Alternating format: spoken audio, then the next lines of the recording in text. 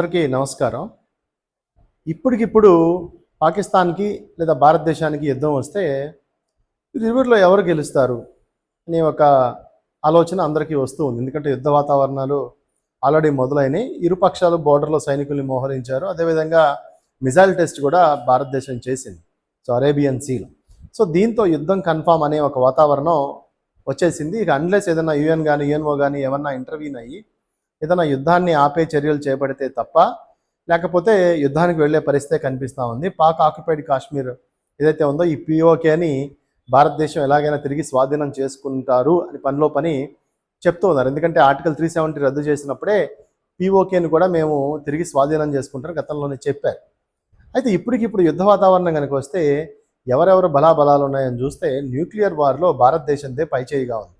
ఎందుకంటే మనకు war heads ఈక్వల్గా 160 to 170 ఈక్వల్గా ఉన్నా కానీ ఆపరేషన్ మెథడ్స్లో వాళ్ళు కేవలం ఎయిర్లోనే బలంగా ఉన్నారు. అంటే న్యూక్లియర్ వెపన్స్ని ఎయిర్ ద్వారా వేయడంలో బలంగా ఉన్నారు. మనం ఎయిర్ ద్వారా వేయగలం, ల్యాండ్ ద్వారా వేయగలం, అదేవిధంగా ఎర్త్ మీద కూడా మనం కొట్టగలం. ఇంకా మాట్లాడితే సబ్మెరైన్ అంటే సముద్రం లోపల నుంచి కూడా మనం ఈ ఆపరేషన్ చేయగలం, న్యూక్లియర్ ఆపరేషన్ చేయగలం. ఆ టెక్నాలజీ మనకు ఉంది. పాకిస్తాన్ ఈ సబ్మెరైన్ న్యూక్లియర్ టెక్నాలజీని ఇంకా డెవలపింగ్ దశలోనే ఉంది, వాళ్ళకి ఇంకా పూర్తిగా లేదు. రెండోది ఇప్పటికే ఇజ్రాయెల్ మనకి సపోర్ట్ చేయటం, క్వాడ్ దేశాలు జపాన్ కానీ, ఆస్ట్రేలియా కానీ, ఇవన్నీ యుఎస్ కానీ ఇవన్నీ కూడా భారత్లోకి వచ్చి భారత్ సహాయం చేస్తాము అని చెప్పి చెప్తూ ఉన్నాయి. దీంతో ఏంటి అని అంటే ఇప్పుడు పాకిస్తాన్ భారత్ యుద్ధానికి వస్తే పాకిస్తాన్ని ఎవరు సపోర్ట్ చేస్తారు అంటే చైనా సపోర్ట్ చేస్తుంది. ఎందుకంటే చైనాకి మనకి సరిహద్దు గొడవలు ఉన్నాయి. ఇప్పుడు గాల్వాన్లో అటాక్స్ జరుగుతున్నాయి. మనకి సరిహద్దు డిస్ప్యూట్స్ మీద చైనాతో ఎప్పటి నుంచో మన మీద ఎప్పుడు కక్షతో ఉంటుంది ఆ చైనా. దాంతో పాకిస్తాన్కి చైనా సపోర్ట్ చేసే అవకాశం ఉంది. మిగతా దేశాలన్నీ మనకి సపోర్ట్ చేసే అవకాశం ఉంది.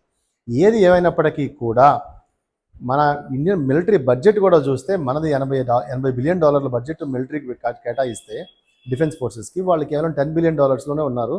అందుకే వాళ్ళు ఉగ్రవాదాన్ని పెంచి పోషిస్తూ ఉంటారనమాట. ఏది ఏమైనప్పటికీ కూడా ఇప్పటికిప్పుడు యుద్ధం వస్తే మనమే గెలుస్తాం, ఇంకెందులో ఏం సందేహం లేదు. కాకపోతే ఈ 2-3 నెలలు అక్కడ మంచు ఎక్కువగా ఉండటం వలన ఇప్పటికిప్పుడు ఈ ఆపరేషన్ స్టార్ట్ అవ్వడం కొంచెం కష్టంగా ఉంటుంది. ఒక 2-3 నెలల తర్వాత కనుక ఖచ్చితంగా దీనికి ఏదో బీఫిట్టింగ్ రిప్లై అయితే ఉంటుంది.